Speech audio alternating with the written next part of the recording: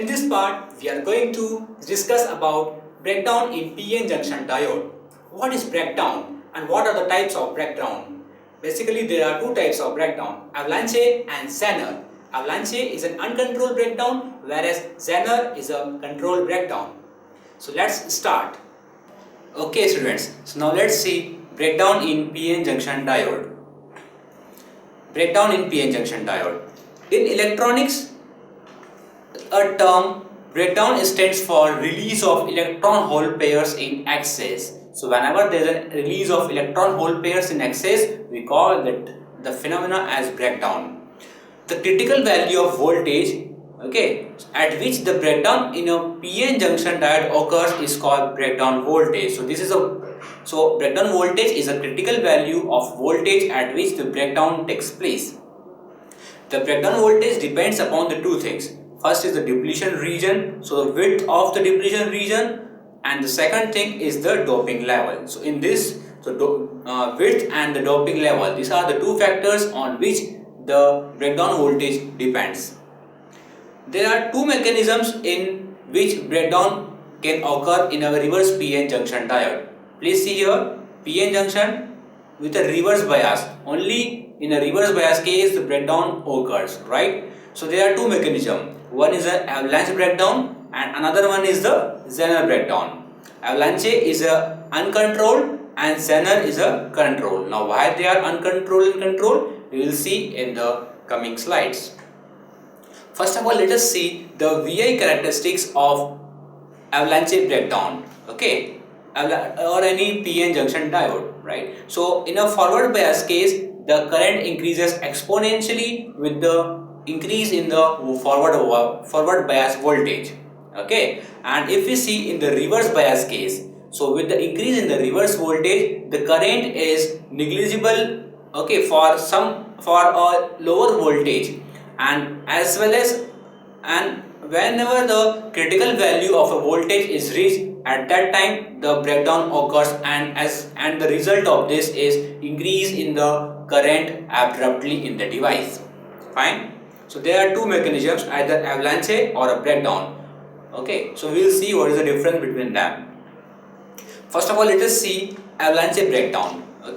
So avalanche breakdown is basically if a reverse bias is made very high, then the thermally generated electrons and holes get sufficient electrokinetic energy from applied voltage to break the covalent bond near the junction, and a large number of electron hole pairs are released. So you can see whenever we apply a high reverse voltage, what happens in that case is the electron hole pairs, which are bonded, so they, due to the thermally generated, so they get a sufficient kinetic energy so that the bond breaks, and thus we can see a large number of electron hole pairs are released.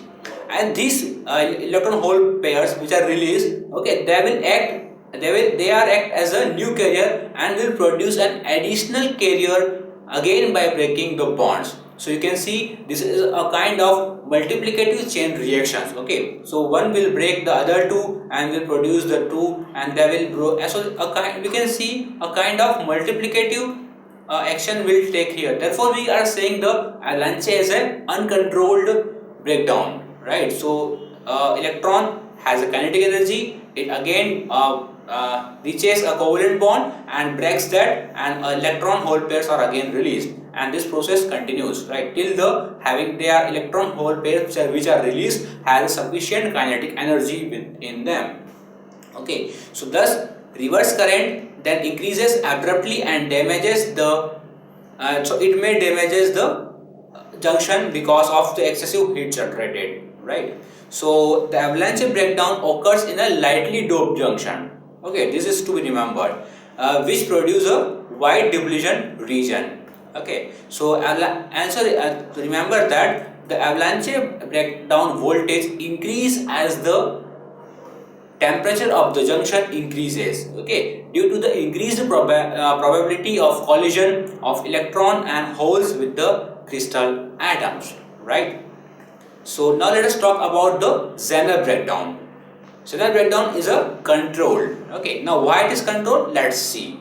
So Zener breakdown basically occurs at a lower voltage compared to avalanche, right? So and basically Zener breakdown occurs in case of heavily doped reverse bias PN junction, while the avalanche occurs in the lightly doped reverse bias PN junction. Okay, so this difference has to be kept in mind. Okay.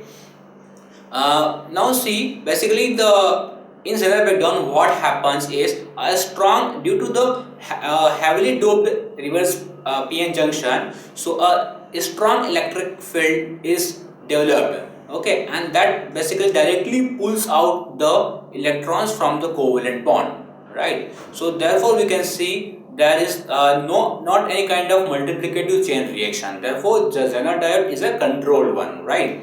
And the Zener breakdown voltage decreases as the temperature of the junction increases, right? So there is an inverse relationship between the Zener breakdown voltage as well as the temperature of the junction. Now why it is so? Let's see. So since an increase in the temperature increases the energy of the valence electron, right? So this escaping from the covalent bond becomes easier for these electrons. Okay, due to increase in the energy of the valence electrons, which is due to the increase in the temperature, so for the electrons it becomes easier to escape from the covalent bond, right? Therefore a smaller reverse voltage is sufficient to pull the valence electron out of the covalent bonds. Fine. Now let's see working of Zener diode. So first of all, if you see, this is a Zener diode in a forward bias, that means positive here, negative here, and this is a Zener diode in a reverse bias, that means positive here and negative here. Okay. Now let's see the VI characteristics, that is the voltage current characteristics of a Zener diode, right? So if you see in the forward bias case, as usual of the normal PN junction diode, the current increases exponentially with the increase in the forward voltage.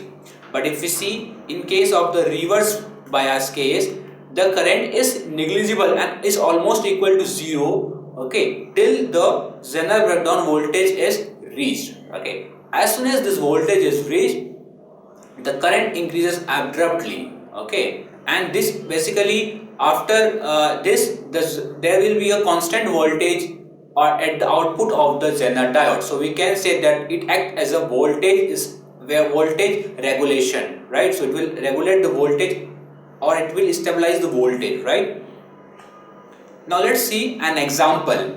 Okay, let's solve this example and let's see how much we have gained till now in Avalanche and the Zener breakdown, right?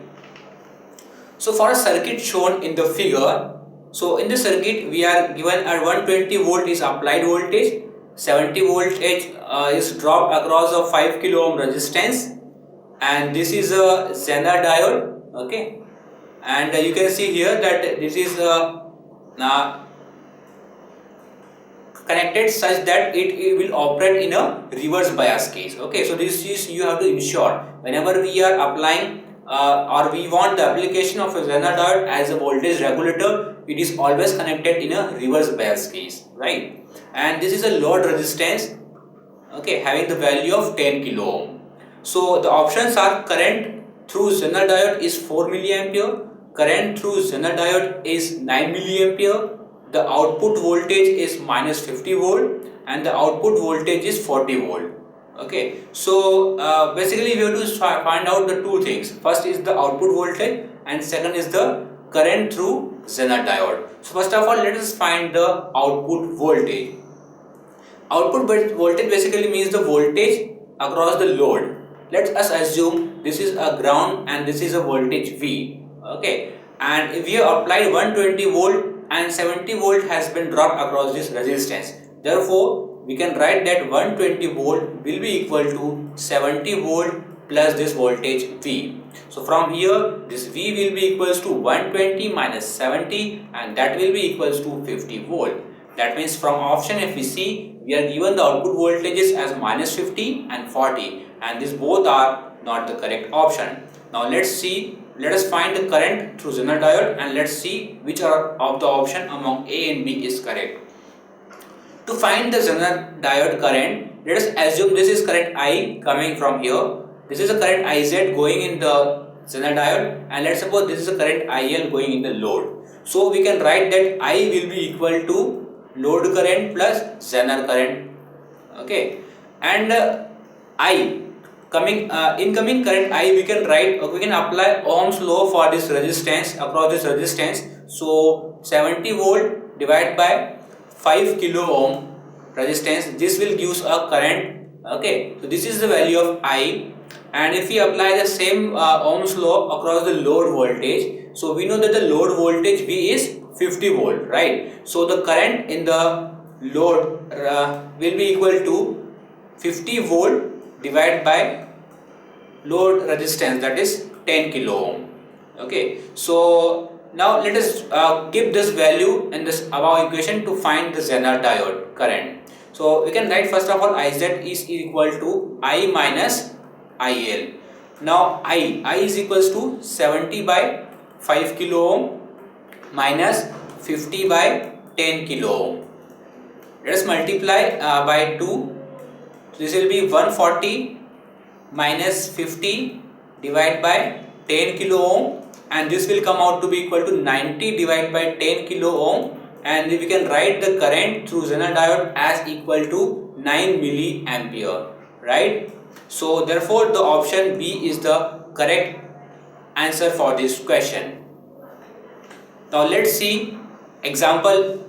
Next example, Zener diode when used in a voltage stabilization circuit is biased in. So basically we are asking whenever the Zener diode is used for the application of voltage stabilization circuit. Okay, in this case, in which bias it is, it is either it is a reverse bias or a forward bias. Okay, so we know that first of all voltage stabilization, the Zener diode has to be in the breakdown region. Okay, so and breakdown region is always in the reverse bias. So first of all this option C and D cannot be the correct answer.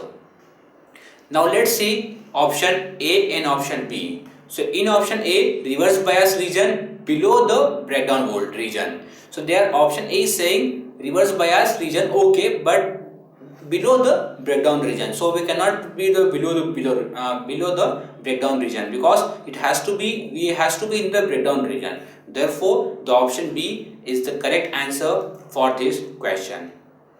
Okay students, so in this part we have seen breakdown in PN junction diode. We have seen two types of breakdown. One is Avalanche breakdown and another one is the Zener breakdown. We have seen that the Zener breakdown takes place in a heavily doped PN junction diode, whereas the Avalanche breakdown takes place in a lightly doped PN junction diode. In the next part, we are going to study Hall effect. So stay tuned with us.